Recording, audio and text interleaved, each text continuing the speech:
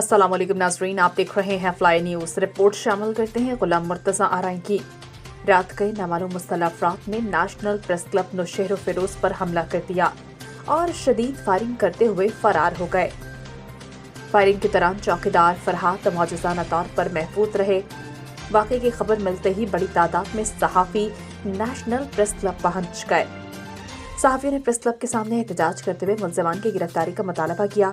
सहाफ़ियों M Zafar तगर, मोहम्मद यूनुस राजपर, मौला बख्श मुशफरी, गुलाम शबीर अज्जन, मोहम्मद आदिल अब्बासी, अतीक रहमान वस्तड़ो और दीगर ने अपनी गुफ्तगू के दौरान कहा कि पूरा शहर बदअमनी का शिकार है। शहरियों के जानो माल दोनों महफूज नहीं है।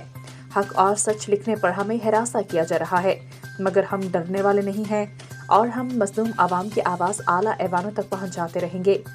उन्होंने एसएसपी नौशहर फिरोज मीर रोहल खोसू और दीगर हुकाम बाला से मुखातिब होते हुए कहा कि मुल्ज़िमान को फौरन गिरफ्तार किया जाए। बसूरत दीगर एसएसपी ऑफिस और डीएजी ऑफिस के सामने धरना दिया जाएगा, जिसकी तमाम जिम्मेदारी इंतजामिया पर आयद होगी।